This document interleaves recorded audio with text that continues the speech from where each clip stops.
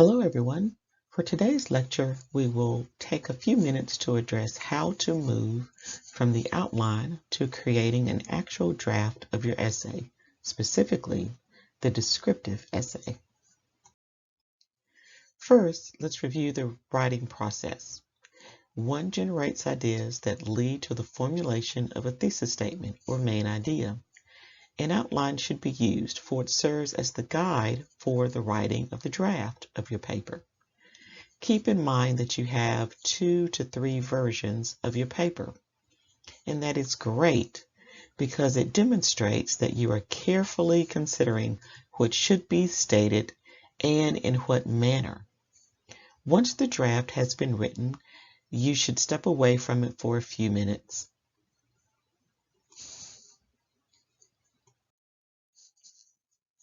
So, you've created a very rough outline of your description essay. Good. The outline serves as a guide again for your draft. No paper is written in one sitting. An accomplished writer has many drafts before releasing it. The outline presents your thesis but also highlights the order in which the major points would be presented to the audience. As we look at the paragraph structure, consider that the topic sentence focuses on the major point for that particular paragraph. It relates directly to the thesis statement. Subsequent sentences within the paragraph offer details as support. Forms of support may be imagery and examples. You may provide specific names, locations, etc. Notice that the paragraph here begins with the topic sentence. That sentence controls what will be conveyed in the paragraph. It states, "There was a strange stillness." The remainder of the paragraph describes that stillness, the birds leaving, those that were still there appeared to be dying. Notice how the first sentence complements this statement. It was a spring without voices. The birds had gone, or they could not sing because of their illness. The bath feeders were empty. That is followed by other examples. So a body paragraph should begin with a strong topic sentence that signals to readers what will be addressed in that paragraph.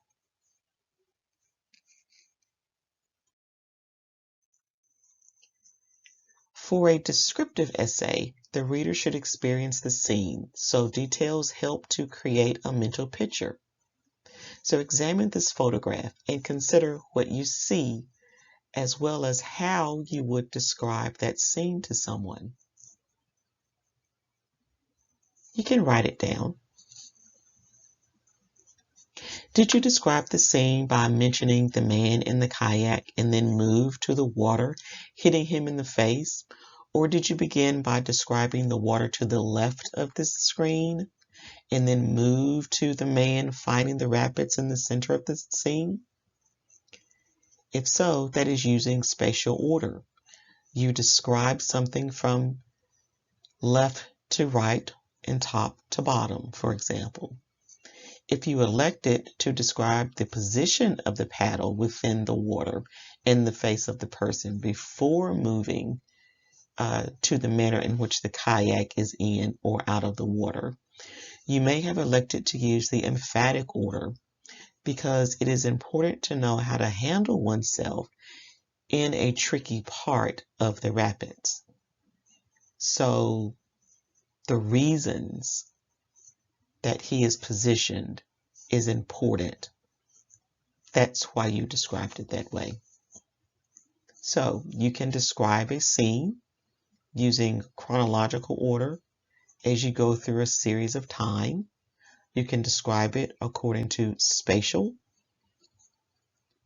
left to right, top to bottom, back to front, or you can describe it emphatically, where you consider you're describing it for reasons of importance, just as a doctor would.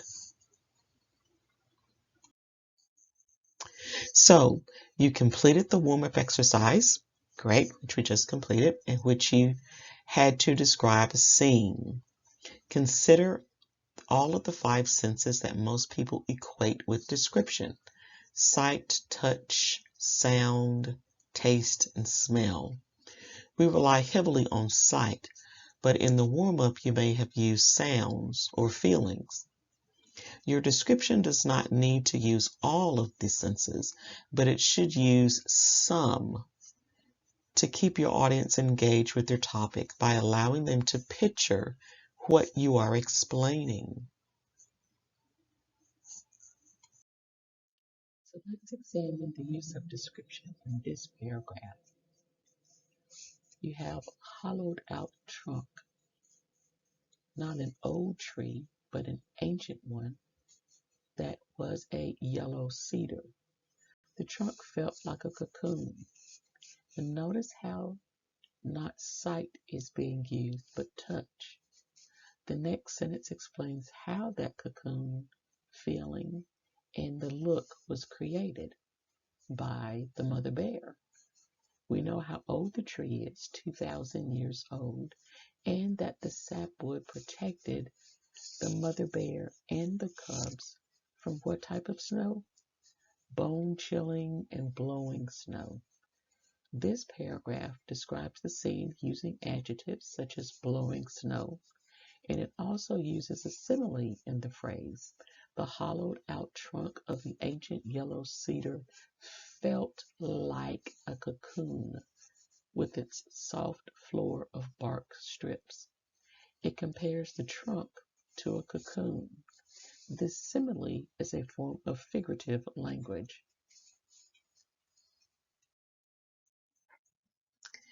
An effective paragraph will also use transitional words or phrases. Transitions do just that. They help readers move from one thought to another, to move smoothly through the reading, and more importantly, to emphasize the relationship between two sentences or even two paragraphs. A transitional phrase can illustrate the addition of an idea, signal a time sequence, or highlight a contrast between two thoughts. Use transitions sparingly. They are similar to seasoning our food.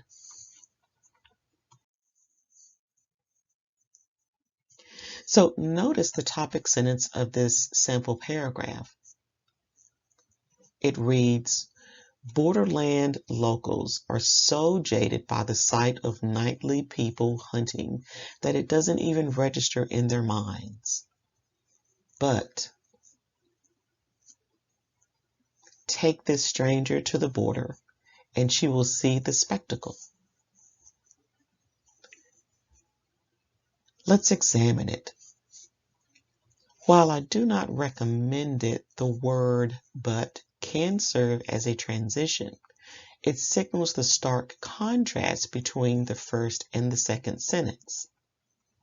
It also sets the stage for the spectacle the writer will provide in the details. And these details are arranged spatially as though someone is looking from left to right and then up to the helicopters. With description, remember you must create a mental picture, so the writer uses action verbs such as dodge trucks speeding.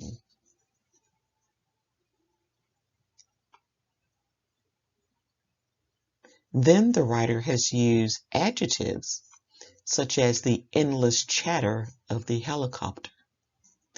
The use of the adverb with an adjective is also used in the phrase harsh white beams.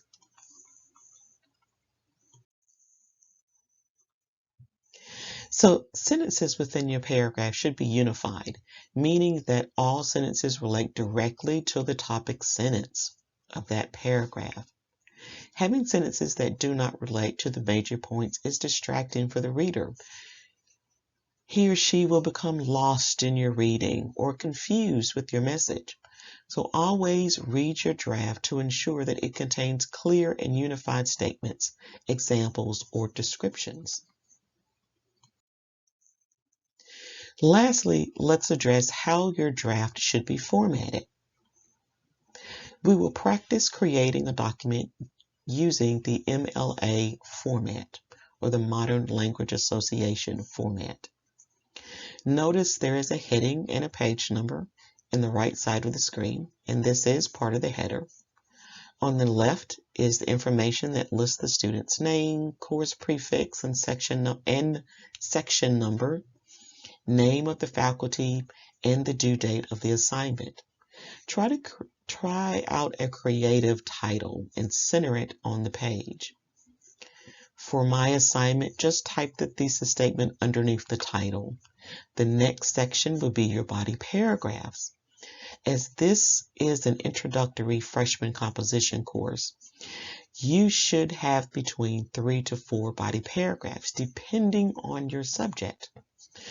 We will address how to introduce and conclude your essay, as well as revision and editing tips in the next lesson.